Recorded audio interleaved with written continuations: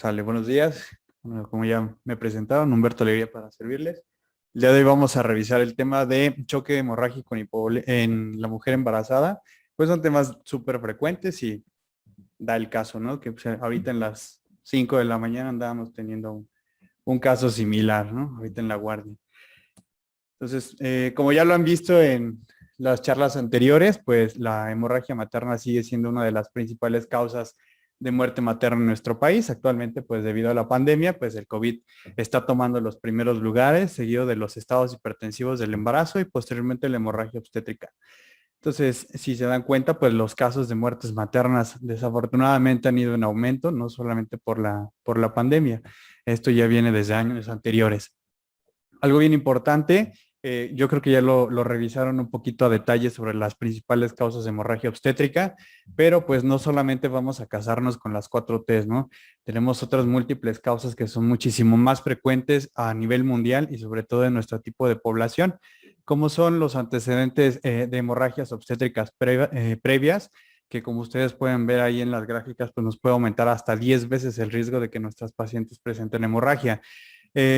Una paciente que tenga niveles de hemoglobina por debajo de 9, las pacientes anémicas que desafortunadamente pues tenemos en las consultas, tanto en los sectores públicos como privados, pues también es un caso que se llega a presentar, que a veces lo tomamos un poquito de lado y también se considera como una de las principales causas de muerte, de hemorragia, perdón.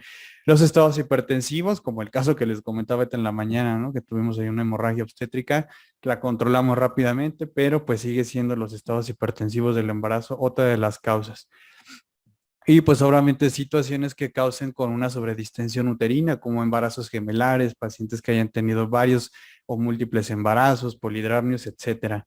¿De acuerdo? También hay que tomar en cuenta esta diapositiva, los factores de riesgo, sobre todo cuando están combinados, pues hay que hay que ponerles más atención, ¿no? Como ustedes pueden ver en el recuadro que está del lado derecho en la parte inferior, pues son los casos que nosotros necesitamos tratar, los números necesarios a tratar, ¿no? Que necesitamos aproximadamente tratar a 7 personas con esa combinación, tanto de parto vaginal como un producto macrosómico, diabéticas. Necesitamos tratar a 7 pacientes de manera preventiva para que solamente podamos ahora sí que prevenir un solo caso de hemorragia obstétrica. Eso es algo importante, pues sí, a diferencia de una paciente que tiene un estado hipertensivo del embarazo con una eminencia de eclampsia que necesitamos tratar a más de 150 personas con sulfato de magnesio para que una sola pueda ser prevenida de eclampsia, pues esto sí es muy significativo. Ahora, durante los cambios del embarazo vamos a tener muchísimos en la paciente embarazada. A nivel cardiovascular, a nivel hematológico, pues son algunos de los más importantes que nos van a servir para entender las causas de hemorragia obstétrica y no solamente las causas de una hemorragia, sino también las causas de unos eventos trombóticos. Es por eso que las pacientes embarazadas, pues bueno, vamos a tener que al principio del embarazo va a haber una disminución marcada de la presión arterial y el flujo o el volumen sanguíneo circulante va a ir en aumento conforme avance el embarazo, desde 1200 hasta 1600 centímetros cúbicos aproximadamente es lo que va a aumentar.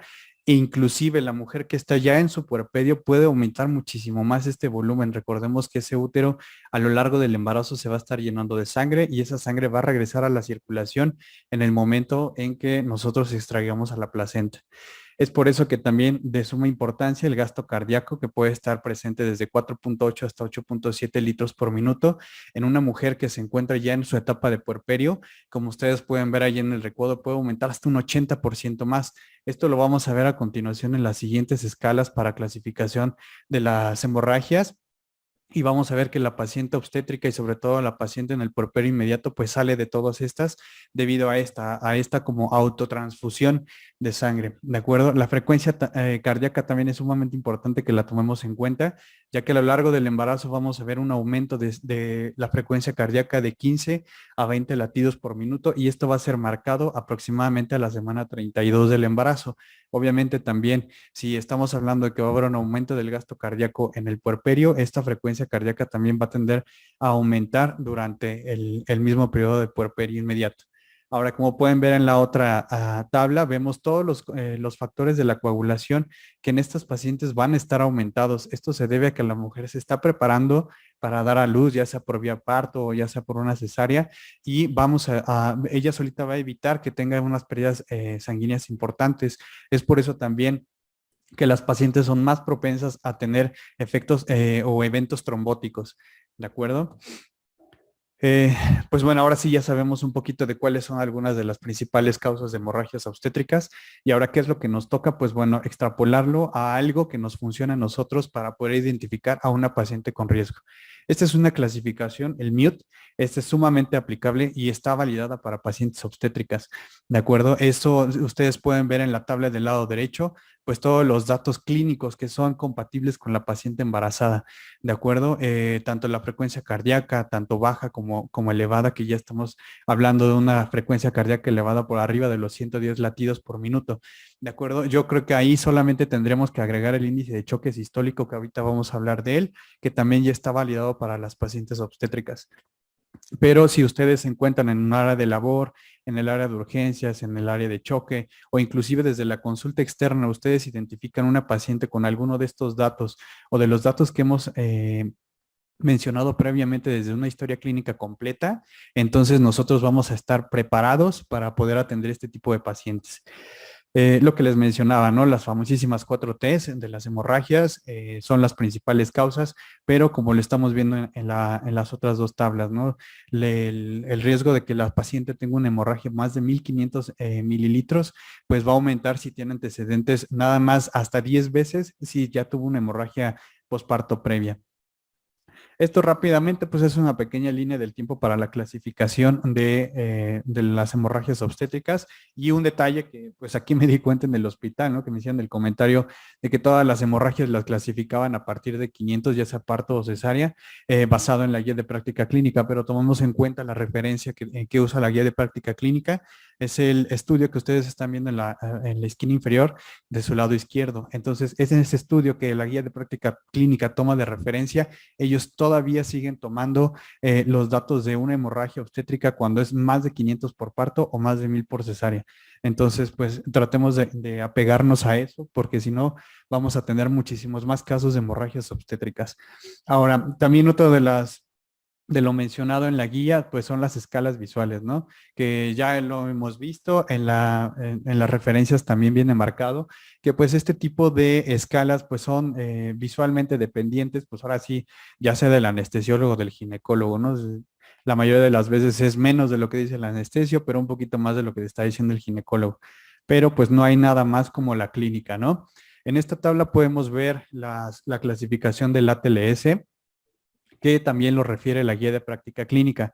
Pero caso bien curioso, el estudio que ustedes están viendo en la esquina superior derecha, ese es un estudio que toma en cuenta a varios pacientes en unidades de choque y los clasifica de acuerdo a esa tabla del ATLS. Y lo que ellos dicen es que el 90.7% de los pacientes ni siquiera cumplió con los criterios propuestos por el ATLS. ¿De qué sí se dieron cuenta en este estudio? Que el índice de choque era muchísimo más sensible y específico para poder clasificar a los eventos hemorrágicos. ¿De acuerdo? El índice de choque, acuérdense que es la frecuencia cardíaca dividido por la presión arterial sistólica. Ellos se dieron cuenta que con un índice de choque sistólico era muchísimo más rápido, fácil, accesible, sin necesidad de estudios de laboratorio para poder clasificar a un paciente que tenía más riesgo, ya sea de recibir múltiples transfusiones o de ingreso a la unidad de cuidados intensivos. Obviamente esto también ya está diseñado para las mujeres obstétricas. Como pueden ver en este estudio, ellos tomaron pacientes, principalmente pacientes que tenían sospecha de embarazos ectópicos, y ellos se dieron cuenta que las pacientes con una sospecha de embarazo ectópico, clínicamente con dolor y que tuvieran un índice de choque de más de 0.7, esas pacientes ya tenían riesgo de recibir múltiples transfusiones y las pacientes que tenían un índice de choque por arriba de 0.85 prácticamente ya teníamos un hemoperitoneo y eran candidatas a transfusiones masivas y al ingreso temprano a las unidades de cuidados intensivos. Entonces el índice de choque sistólico sí funciona y está ya también validado para las pacientes obstétricas, ¿de acuerdo? En vez de estar estimando las cuantificaciones de los sangrados, pues rápidamente podemos utilizar este índice de choque que es más rápido, más accesible y obviamente pues muchísimo más barato que una gasometría arterial. Este otro estudio también habla sobre el índice de choque y pues la sensibilidad que va a tener para poder clasificar para poder saber a qué paciente la vamos a meter a la unidad de cuidados intensivos o tiene más riesgo de múltiples transfusiones. Y lo mismo, solamente que ellos dicen que con un índice de choque sistólico por arriba de 0.9, como lo mencionaban en el artículo del ATLS, pues bueno, tiene una sensibilidad del 100%, pero una especificidad muy baja. Ahora, eso es en cuanto a los hallazgos clínicos para que nosotros podamos identificar pues cuál es la paciente que ya está en riesgo o que ya se nos está complicando. Ahora, nosotros tenemos otro tipo de habilidades, por ejemplo, con el uso del ultrasonido. Digo, pues todos aquí en un hospital de ginecobstetricia, pues yo creo que hay un ultrasonido pues disponible en casi todos los turnos y en casi cualquier momento. Entonces, también tenemos que empezar a echar mano de todas esas herramientas que son un poquito más accesibles y fáciles de utilizar y sinceramente pues, no requiere una curva de aprendizaje muy amplia. Por ejemplo, el caso de una paciente, como lo vemos en este estudio, el uso de un ultrasonido, por ejemplo, para hacer una ecocardiografía rápidamente y básica, solamente con hacer un corte para external en el eje corto y ver las cámaras cardíacas que se juntan entre ellas, que se llama el beso de las paredes del corazón, pues bueno, eso ya nos está diciendo que esa paciente pues algo le está faltando allá adentro, ¿no? Que es sangre, le está faltando volumen. Entonces ahí es donde nosotros podemos actuar, como el caso de ayer, el otro código Mater que tuvimos, que fue una hemorragia obstétrica, que pues por la pronta participación de tanto los servicios de ginecología, anestesiología y terapia intensiva, pues estuvimos echando mano de todas estas y efectivamente pues veíamos que las pacientes no tenían un colapso completo de las paredes del corazón, o sea, no se estaban besando. Eso quiere decir que la paciente sí requería volumen, sí requería sangre, pero no en cantidades abundantes. Ahorita vamos a hablar esto un poquito de la reanimación dirigida. Ahora, no solamente nos funciona para ver corazón, nos funciona para hacer un ultrasonido fast, como lo habíamos visto para los casos de embarazos ectópicos. Un ultrasonido fast es rápido, es accesible y pues no necesita una curva de aprendizaje muy amplia y nosotros nos podemos dar cuenta inmediatamente pues de qué paciente ya requiere una atención. Una imagen como esta es una paciente joven, vida sexual activa y un índice de choque por arriba de 0.7, pues prácticamente están teniendo un diagnóstico y van a tener una intervención rápida y oportuna. Este es otro caso de una paciente que la misma situación, posoperada de cesárea, le hacen una oclusión tubaria bilateral, se distiende, pues piensan que es el estar maniobrando los intestinos, la envían al hospital, le hacemos un ultrasonido fast e inmediatamente nos estamos dando cuenta que lo que estaba distendido no era el intestino, sino era una hemorragia que tenía de una de las tubas que había tenido un desgarro. De acuerdo, esto nos ayudó rápidamente a intervenir a la paciente de manera oportuna. También otro de los métodos que nosotros utilizamos principalmente en la terapia intensiva, pues es el uso de predictores de respuesta a volumen dinámicos. Por ejemplo, la medición de la vena cava, que también tuvimos oportunidad de realizarlos el día de ayer, donde nosotros podemos ver en un corte, bueno, a través de una proyección subgifoidea, pues esta imagen, ¿no? Donde tenemos el hígado, la aurícula derecha y esta es la entrada de la vena cava. ¿De acuerdo? Entonces, en esto, aproximadamente a 3 centímetros de la entrada de la aurícula, ahí vamos a hacer una medición del diámetro de la vena cava inferior. En el caso de esta paciente, fue una paciente ya en la unidad de cuidados intensivos, posterior a la reanimación inicial, donde nosotros, pues bueno, hacemos la medición de la vena cava y nos damos cuenta de que ya tiene un diámetro mayor cercano a 22 milímetros, recordando que el diámetro puede estar por debajo de 20. Entonces esto quiere decir que la paciente pues ya está sobre reanimada, entonces lo que ella requiere ya no es estarle aportando líquidos. Eso nos ayuda a evitar más complicaciones. Otro de los datos que nosotros tenemos pues bueno, es tanto la colapsabilidad como la distensibilidad, colapsabilidad en la paciente despierta y la distensibilidad en la paciente intubada. ¿De acuerdo? Este tipo de mediciones se hace a la misma altura y si tenemos una colapsabilidad por arriba del 40 o inclusive alguna literatura refieren del 50%, pues prácticamente tenemos una sensibilidad y una especificidad de que esa paciente va a requerir de un aporte de volumen. ¿De acuerdo? En la paciente con ventilación mecánica invasiva, una distensibilidad por arriba del 18%, pues prácticamente nos estaría diciendo que a esa paciente le hace falta líquidos. Esta es otra imagen de otro de los predictores de respuesta a volumen, que es la vena yugular interna. En este tipo de estudios, lo que vamos a hacer es en el del lado izquierdo del cuello de las pacientes con un transductor lineal, como ustedes pueden ver en la imagen, encontramos la vena yugular, que siempre va a ser de un calibre mayor al de la arteria y pues las paredes tienden a colapsar más rápido por esto debido a la menor cantidad de capa muscular que tiene su pared. En este caso, pues estamos viendo la paciente que tras una reanimación con cristaloides y hemoderivados, pues vemos que prácticamente pues no tiene una colapsabilidad, está completamente tubular. Quiere decir que esa paciente pues no requiere de un aporte de líquidos. Sin en cambio tenemos este otro caso donde está creo que no está cambiando en la... ya, creo que vamos un poquito adelantados. Esta también es el mismo corte en el mismo lugar, pero si tenemos una distensibilidad mayor al 18%, como lo podemos ver aquí en la imagen, pues prácticamente esa paciente va a requerir de un aporte de líquidos. Otra forma de medir o de saber si nuestros pacientes van a ser candidatas a la reposición de líquido o algún otro tipo de medicamentos o de maniobras para aumentar la presión arterial, pues es la elevación pasiva de piernas. En los pacientes que no están embarazados, pues una elevación pasiva de piernas es altamente funcional, es rápido, es accesible y también se puede utilizar en combinación con el llenado capilar. Pero, ¿qué pasa con la paciente obstétrica? Ya que si ustedes recordarán, una de las contraindicaciones para hacer esta maniobra son los datos de hipertensión intraabdominal. Entonces, recordemos que la paciente obstétrica per se, pues ya tiene un feto que está ocupando el abdomen y que obviamente pues va a tener aumento de la presión intraabdominal. Aparte de que ya sabemos todos que a partir de la semana 22 tenemos más riesgo de que se comprima la vena cava inferior y eso evita el retorno de la circulación de los miembros pélvicos inferiores.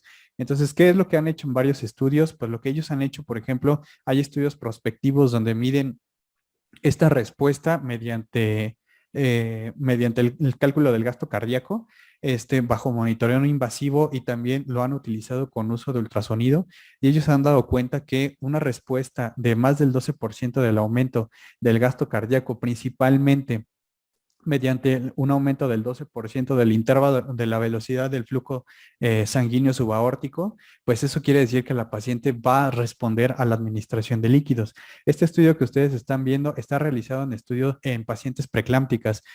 Una de las limitantes que ellos ponen es eso, que solamente el 40% respondió a esta maniobra y fueron pues candidatas a una reposición de líquido. ¿Cuál es el otro problema? Que no tenemos un estudio realizado en pacientes embarazadas y con hemorragia obstétrica, que ahí sería pues de suma importancia empezar a echar mano de estas herramientas y poder saber si también nos vamos a quedar con esa misma medida. Este es otro caso, otra forma de que nosotros podamos saber si nuestra paciente va a responder a la administración de líquidos y es con una variabilidad de presión de pulso. Esta también es una paciente que se encontraba en la terapia intensiva después de un manejo inicial con cristaloides, una cirugía de control de daños. Si ustedes pueden ver, pues bueno, está con apoyo de aminas, estaba con noradrenalina y ustedes pueden ver aquí la variabilidad de pulso, que es estas ondas de color rojo y se dice que una variabilidad de presión de pulso por arriba del 13%, pues quiere decir que también nuestra paciente va a ser candidata a la administración de líquidos. Ahora, otro de los marcadores que también nosotros debemos de recordar como obstetras, pues es esto, ¿no? La vitalidad fetal. Siempre tener un registro cardiotocográfico en este tipo de pacientes, siempre estar vigilando al feto, debido a que si ustedes recordarán, pues la unidad feto-placentaria pues depende de las concentraciones de oxígeno que tenga la paciente. Uno de los cambios durante el embarazo va a ser el aumento de la saturación de un 98 hasta inclusive hasta un 100%. ¿Qué es lo que pasa en la paciente que está en un choque hipovolémico, en un choque séptico? Pues el consumo de oxígeno va a estar aumentado y la disponibilidad pues va a estar muy baja.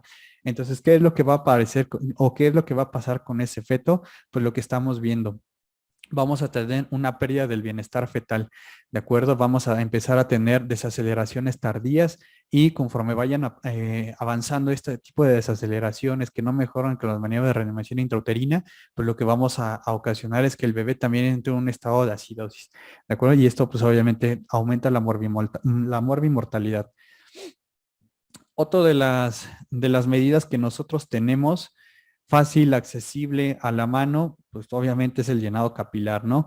Esa es una paciente que ustedes están, como pueden ver en el video, ya se le hizo la compresión y si se dan cuenta, pues ni siquiera está llenando, ¿no? Es una paciente que llega en un franco choque hipovolémico. Ahí tenía unas frecuencias cardíacas de hasta 160 latidos por minuto. ¿De acuerdo? Entonces, ¿qué hay que hacer con ella? Pues identificar el sitio de sangrado y empezar la administración y reposición de los líquidos. ¿De acuerdo? ¿Es válida la vigilancia o la evaluación del llenado capilar? Pues sí. Ustedes pueden ver este ensayo, esta curva que tenemos aquí del lado derecho, que tiene aproximadamente una especificidad del 100% y una sensibilidad hasta el 80%. ¿De acuerdo? Entonces es un estudio rápido, accesible y muy fidedigno.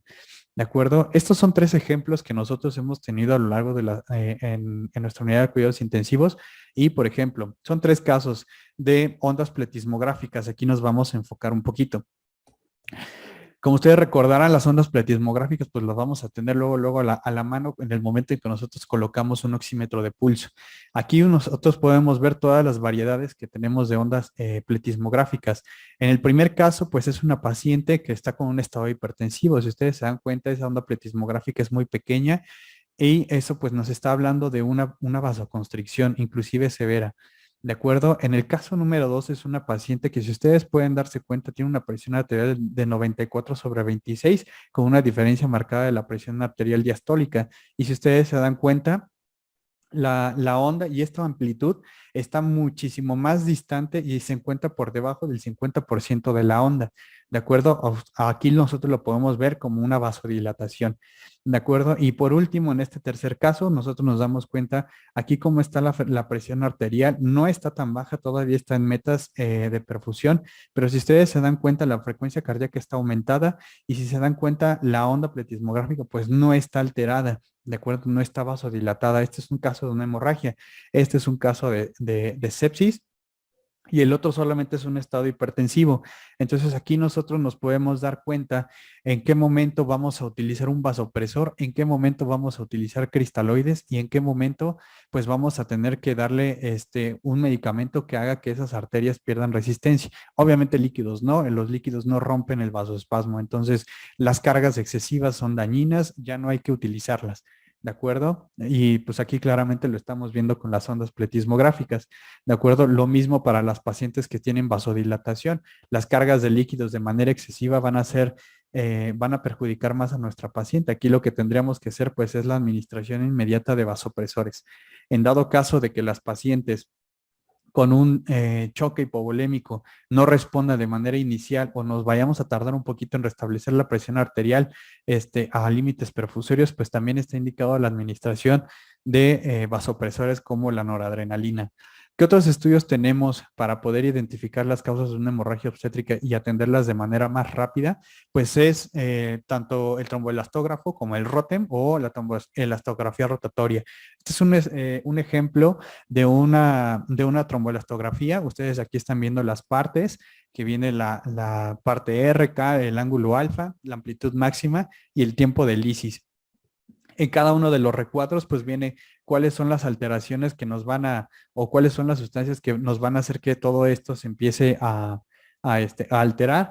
Y pues más o menos estos son los reportes, así nos dan las imágenes de este tipo de estudios, ¿de acuerdo? Donde los pacientes que están completamente normales se van a ver como la imagen A y la paciente muy probablemente embarazada se va a ver como la imagen E. Recordemos que en ella los factores de la coagulación van a estar más aumentados. Es una paciente protrombótica, ¿de acuerdo? Pero pues esto nos va a ayudar a que nosotros podamos limitar el uso excesivo de hemoderivados y que podamos utilizar algunas otras sustancias. Otra de las situaciones que también nosotros debemos de vigilar son los niveles de fibrinógeno. Recuerden que al principio del embarazo los niveles de fibrinógeno van a estar por arriba de 400 miligramos por decilitro y pacientes que estén por abajo de 200, inclusive por abajo de 100, ese ya es un factor de riesgo para hemorragia obstétrica, ¿de acuerdo? Ahí por más uterotónicos que le pongamos, pues nunca nos va a responder. ¿Qué es lo que tenemos que hacer con este tipo de pacientes que ya identificamos? Pues utilizar hemoderivados como el plasma fresco congelado o algunos compuestos como los compuestos protrombínicos, como es el caso del Confidex, que si ustedes se dan cuenta, pues tienen muchísimos factores de la coagulación y tiene también algunos anticoagulantes. Esto pues para mantener un equilibrio. ¿De acuerdo? ¿Cuál es la ventaja y la desventaja? Pues la ventaja de este tipo de medicamentos es que vamos a estar administrando en menores cantidades todos los hemoderivados y una de las desventajas es que nos va, bueno, pues que es caro y que pues esto sí nos va a disminuir o nos va, gracias, nos va a aumentar el riesgo de que tengamos eventos tromboembólicos. ¿De acuerdo? En comparación con los plasmas frescos congelados, que nosotros ya sabemos que a mayor cantidad de plasmas frescos congelados, mayor riesgo de que tengamos efectos como el trali. ¿De acuerdo? O una sobrecarga hídrica. ¿Cómo los vamos a utilizar? Pues como lo estamos viendo aquí en la pantalla, ¿de acuerdo? Hay fórmulas, esta es una de ellas. Por ejemplo, tenemos aquí en la tabla de en medio más o menos los niveles del INR, que esto es más aplicable para las pacientes que están en anticoagulación y pues más o menos la cantidad de factores que va a requerir la paciente. Entonces, por ejemplo, si nosotros tenemos una paciente que pesa 80 kilos y que tiene un INR inicial de 4, y nosotros la queremos llevar a un INR de 1.5 para pasarla a operar, entonces lo que vamos a necesitar pues van a ser aproximadamente 2.400 unidades del Confidex. ¿De acuerdo? ¿Qué pasa si nosotros tenemos una hemorragia masiva y pues no tenemos esta tabla? Pues lo que podemos utilizar es una dosis profiláctica o una dosis de emergencia, que son aproximadamente 25 a 50 unidades por kilo de peso para que podamos mantener una buena nivel de INR y obviamente pues a las 6 horas tenemos que pedir nuevos laboratorios. También como el caso de anoche que andábamos buscando la desmopresina, este es uno de los casos, ¿no? La desmopresina lo que va a hacer es aunivar el factor de von Willebrand, el factor 8 de la coagulación, también nos va a ayudar a tener mayor cantidad de calcio y sodio intracelular y la formación de plaquetas y las poquitas plaquetas que tengamos, como el caso de anoche que fue una plaquetopenia por una preeclampsia con criterios de severidad, pues es también que esas poquitas plaquetas que tengamos pues hagan bien su función. ¿De acuerdo? ¿Qué ventajas nos va a dar también? Que vamos a tener una disminución del 25% de la cantidad de los hemoderivados sanguíneos administrados y hasta un 23% en la reducción de la pérdida sanguínea total. ¿De acuerdo? ¿Qué efectos podemos tener? Pues un poco de hipotensión arterial, enrojecimiento facial y pues obviamente vamos a aumentar el riesgo trombótico. ¿De acuerdo? Otro de los estudios pues ya ampliamente citados y reconocidos pues es el estudio WOMAN que habla sobre el ácido tranexámico que pues sí disminuye la cantidad de hemorragia y la forma de administrarlo es un gramo intravenoso de forma lenta. Si después de esta primera dosis la paciente ya no sangra pues continuamos con la vigilancia. Si después de administrar el gramo entonces pasan 30 minutos y la paciente sigue con sangrado o hasta máximo 24 horas, podemos darle un nuevo gramo por vía intravenosa lenta, aproximadamente a una velocidad de 1 mililitro por minuto. Ahora, en cuanto a los hemoderivados, pues tenemos esta tabla que se las pongo a manera de resumen. Igual las diapositivas están hechas para que le puedan tomar fotos o una captura de pantalla y se queden con la información. Esto pues es más o menos qué es lo que les va a aportar cada uno de los hemoderivados. ¿De acuerdo? Ahorita ya no vamos a entrar mucho en eso, pero ¿qué es lo que pasa, no? ¿Qué es lo que nosotros vamos a hacer a la hora de reanimar a la paciente? ¿Qué vamos a utilizar? Solución salina, solución Harman, vamos a utilizar el Hemacel, vamos a utilizar gelatinas, vamos a utilizar puros hemoderivados, plasma, plaquetas. Pues bueno, ya hay muchos estudios que nosotros hemos estado investigando. Hay muchos estudios que nos dicen que, pues bueno, no hay una diferencia significativa, de acuerdo a estos dos estudios, entre el uso de los otros coloides en comparación con los cristaloides. Pero ¿qué es lo que sí hemos encontrado y sobre todo en estos trabajos de investigación? Es que, por ejemplo, todos los pacientes que utilizaron algún tipo de coloide aumentaron el riesgo de terminar en una terapia de reemplazo renal, no así con los cristaloides, de acuerdo como el cloruro de sodio. Pero pues efectivamente no todo es sano, no toda el agua es vida y obviamente el cloruro de sodio pues tampoco va a ser la excepción.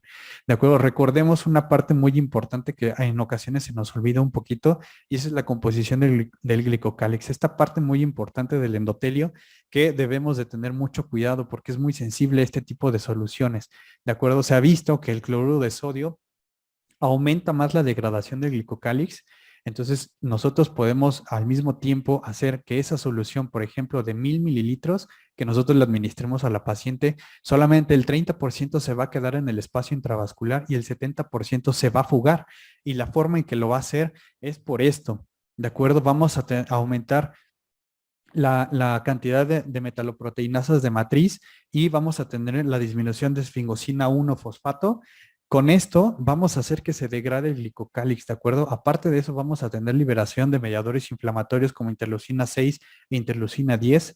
Eso va a hacer que se destruya el glicocálix, que aparte de una barrera va a ser una filtración, ¿de acuerdo? Entonces, al momento en que nosotros estamos barriendo ese tejido, lo que vamos a ocasionar es que tengamos no solamente una fuga al tercer espacio, sino que tengamos más compromiso circulatorio y que aumentemos el riesgo de eventos trombóticos.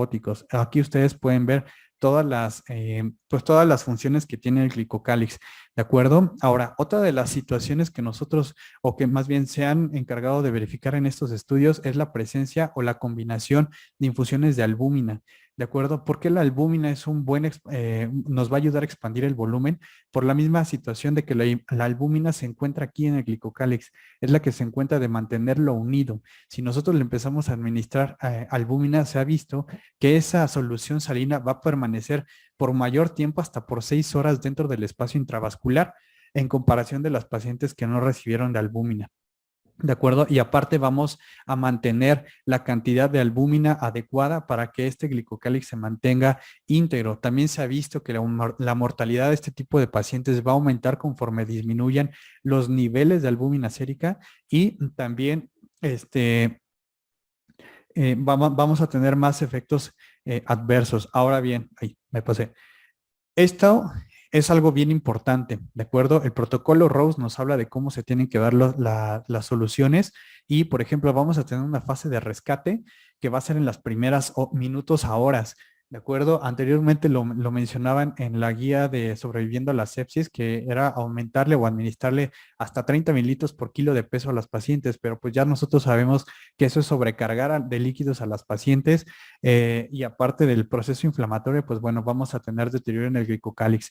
Ahora, lo que se está proponiendo es hacer mini retos de líquidos con 4 mililitros por kilo de peso para ver si las pacientes van a responder y eso pues igual se mide con el gasto cardíaco. Si tenemos un aumento del gasto cardíaco por más del 12% después de un mini reto, pues entonces la paciente va a responder a nuestros siguientes líquidos, pero si no responde, pues entonces tenemos que hacer uso de un vasopresor, ya que como lo vimos en la diapositiva anterior, en el choque hipovolémico, también una disminución de la presión arterial media por abajo de 65 se ha visto que lesiona el glicocálix, entonces pues tenemos un mayor deterioro, tanto por el choque hipovolémico como por si nosotros nos pasamos de la cantidad de líquidos. Posteriormente, las otras fases van a ser ya estando la paciente ya sea en la unidad de cuidados intensivos o en el piso en recuperación. La meta es tener esos balances hídricos con tendencia a lo neutral o negativo en las siguientes 72 horas y evitar esto, una sobrecarga de líquidos, el famoso Michelin. Si ustedes se dan cuenta en esta imagen, pues prácticamente a todos los niveles vamos a tener complicaciones, sobre todo ahorita en la pandemia. Que muy frecuentemente lo hemos notado, digo, no solo en este hospital, sino en otros donde he tenido oportunidad de estar trabajando, donde pues vemos balances hídricos por arriba de 2000 y la paciente empieza a desaturar y obviamente pues activan el código COVID, código morado, código lila, no sé cómo le digan en sus hospitales, por sospecha de una hipoxigenación, bueno, una desaturación y todos pensamos en COVID, ¿no? Se activa, se gastan recursos, se toman pruebas, pero ya cuando revisamos las hojas, hacemos los predictores de respuesta a volumen, hacemos ultrasonidos, pues nos damos cuenta que solamente es una sobrecarga hídrica y que estamos ante una paciente que tiene datos de un edema agudo de pulmón. Eso es bien fácil demostrarlo mediante la realización de un ultrasonido pulmonar, que pues no solamente en la terapia, aquí en los pisos de ginecología, pues lo hemos estado realizando y esta es la imagen clásica. Aquí nosotros vemos el transductor convexo, esto es el tejido, esto es la piel y esta parte de aquí es la pleura visceral. Estas imágenes ustedes que ven hiperecoicas, que nacen de aquí de la pleura, esas se llaman líneas B y eso nos está diciendo que tenemos datos de un edema agudo de pulmón. ¿De acuerdo? Si las líneas B nacieran de aquí del tejido, pues estamos ante líneas E y eso nos estaría hablando de un enfisema subcutáneo. Ahora, hay varios protocolos que lo utilizan, por ejemplo, el protocolo Blue, donde nos habla también lo mismo. Si tenemos un patrón de B de forma bilateral, pues prácticamente estamos haciendo el diagnóstico de un edema agudo de pulmón con una sensibilidad del 97% y una especificidad hasta el 95%. Lo- la, este es otro de los casos, ¿no? Esto es a lo que nosotros queremos, o más bien que nosotros estamos evitando, que es pues la clásica, ¿no? Está un poquito hipotensa, pásale su carguita de 1000 y le dejamos 1000 para 8 horas, ¿no? Y pues ya al pronto está desaturando, ya no tolera, está con oxígeno suplementario y al momento de irlas a revisar, pues tienen estos derrames impresionantes, tienen estas líneas, tienen estos edemas agudos de pulmón. ¿De acuerdo? Y solo por un exceso en la administración de los líquidos. ¿De acuerdo? Nuevamente, el ultrasonido no solamente nos va a funcionar para eso, nos va a ayudar también en este tiempo de pandemia para ver datos de una consolidación o de una neumonía y pues también lo mismo para hacer mediciones de la vena cava inferior. ¿De acuerdo? Esta es otra paciente que tuvimos. No está cargando el video. Ya quedó. Esto también es una paciente, ya está en el piso, ya está en el área de recuperación, pero si ustedes se dan cuenta, ahorita los signos vitales, pues la presión arterial está todavía 99,64. En ese momento sin oxígeno saturaba el 77%. La frecuencia cardíaca, si ustedes la ven, está hasta 114 latidos por minuto. Le hacemos un ultrasonido fast y el ultrasonido pues nos sale positivo. Le hacemos predictores de respuesta a volumen dinámicos, una colapsabilidad de la vena cava inferior y si ustedes se dan cuenta, pues es más del 50% de una colapsabilidad. ¿De acuerdo? Le hacemos un ultrasonido de pulmón, pero ¿qué creen? También tiene patrón B, tiene un patrón B bilateral. Entonces, ¿qué es lo que vamos a hacer con este tipo de paciente? Pues requiere líquidos. Cristaloides, pues ya no le vamos a pasar. Lo que tenemos que hacer son hemoderivados y de una manera cautelosa y pues obviamente parar el sangrado. Estos son otros datos, no solamente nos sirve para saber si la paciente pues ya está respondedora o no a volumen, esto también nos sirve para que nosotros podamos utilizar alguna otra vía, por ejemplo, la inserción de catéteres venosos centrales. Esto lo que estamos viendo es la punta del catéter, cómo entra la aurícula del corazón y esas burbujas que ustedes están viendo, pues es así como nosotros corroboramos sin necesidad de tener una radiografía a la mano de que ya estamos en una correcta posición y si la paciente, a pesar de la reanimación con líquidos, no le alcanzamos para una meta de presión arterial perfusoria, pues inmediatamente administrar los vasopresores. Y no solamente nos sirve para la colocación y corroboración, sino también para descartar que tengamos algunas patologías como esta que ustedes están viendo, un patrón o una imagen de P pulmonar, donde vemos una imagen de la playa positiva, que esto es completamente normal en el pulmón. Y si ustedes se dan cuenta de este lado, pues tenemos un patrón en código de barras. Este cambio tan abrupto, pues nos hace pensar en que la paciente, pues tiene un neumotórax, ¿de acuerdo? Inmediatamente, pues lo que procedemos a realizar, pues es lo mismo, colocación de una sonda. Y en peores ocasiones, una imagen como esta, no sé si alcancen a verla muy bien, pero pues tenemos unas imágenes hiperecogénicas, no se ve el patrón normal que deberíamos de encontrar en el modo M y la paciente pues está con un choque refractario, no está con aporte de aminas, no aumenta la presión arterial, se empieza a deteriorar. Hacemos esto tras de múltiples punciones para colocación de un catéter venoso central y pues nos damos cuenta que tiene un hemoneumotórax a tensión.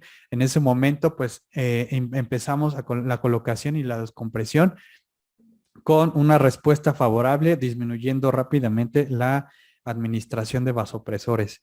Rápidamente, lo de los medicamentos, eso es en cuanto al manejo del choque. Ya para los medicamentos, pues bueno, si ya empezamos con oxitocina, pues la ergonovina, si no es hipertensa, como ya lo vieron. De entrada, si ya le pusimos oxitocina, ya no pongamos carbetocina porque compiten por el mismo receptor. entonces pues ya no le vamos ya no va a tener el mismo efecto. Ahí tenemos que usar otras combinaciones como el uso del misoprostol, que se ha visto que sí funciona y la mejor combinación, siempre y cuando no tenga una contraindicación, es la oxitocina con la ergonovina. ¿Qué otra técnica o qué otros formas tenemos de cohibir o de atender a la paciente durante el choque? Pues es este tipo de maniobras, ¿de acuerdo? Por ejemplo, si nosotros ya tenemos todos los factores de riesgo de la paciente, ya sabemos que esa paciente nos va a hacer una hemorragia obstétrica, pues inmediatamente le ponemos su colorcito rojo, la pasamos a la sala de labor o a quirófano. Inmediatamente ya tenemos allá a un lado balón de Bakri, balón de Bangladesh o las pinzas para hacer un SEA. Administramos su primera dosis de oxitocina para manejo activo del alumbramiento y efectivamente, pues lo que ya sabíamos, pasó lo que iba a pasar, una hemorragia obstétrica. Pero ¿qué fue la diferencia? Pues que nosotros ya sabíamos, actuamos a tiempo y después de la colocación de las pinzas, empezamos la administración del resto de los uterotónicos, dándole a cada uno de los uterotónicos su tiempo para que empiece a hacer su efecto. Esto ya es la parte final del tratamiento de una técnica de pinzamiento, sea de las arterias uterinas por vía vaginal. Y si ustedes se dan cuenta, después de que ya dejamos de que pasen todos los aproximadamente 20 minutos para que hagan efecto los uterotónicos, retiramos el pinzamiento y prácticamente ya no hay sangrado. ¿De acuerdo? La paciente ya recuperó su tono. Y pues obviamente pues da gusto verlo, como en la noche, que pues ya los recientes ya tenían controlada la hemorragia, ya estaba pinzada y pues pudimos evitar algo como esto, ¿no? Hay situaciones donde la paciente ya no va a responder al pinzamiento, ya no va a responder a la administración de uterotónicos. Pero aquí algo bien importante, si nosotros ya sabemos que a pesar de que ya le pusimos todos los medicamentos, no responde, no hay desgarros, no hay otra cosa que no sea el tono, pues entonces ya tenemos que dejar las pinzas, trasladar al quirófano y empezar con otro tipo de maniobras, ya sea inserción de balones, o la ligadura o desarterializaciones del útero. De acuerdo que rápidamente, pues la más rápida y efectiva, pues hasta ahorita ha sido la técnica de Posadas, que es la ligadura de las arterias uterinas por parte posterior y el ligamento de estas ramas ováricas. De acuerdo, hay suturas compresivas, se pueden utilizar combinaciones y no se ha visto que altere la fecundidad de las pacientes. ¿De acuerdo? Y pues bueno, por último, la técnica Gala, que también se ha visto que funciona mucho, sobre todo para los aspectos de acretismos o placentas previas. Este es un diagrama de cuáles son las principales causas de hemorragias obstétricas y cuáles son los tratamientos. Hay algunos otros tipos de medicamentos como estos que son utilizados, son polvos que se utilizan para tratar los sangrados principalmente en capa y va a evitar el sangrado y la formación de adherencias. Este es un último artículo que acaba de salir en este año, donde, pues bueno, la misma recomendación, siempre oxitocina y combinación con otro tipo de uterotónicos, ¿de acuerdo? Pero, pues siempre reconocer la paciente que tiene riesgo, entrar ya con todas las medidas precautorias y iniciar así la atención completa de la paciente, siempre utilizando metas, ¿de acuerdo? Sin más por agregar, agradezco su atención y la invitación a todos por ser parte de esta charla. Gracias.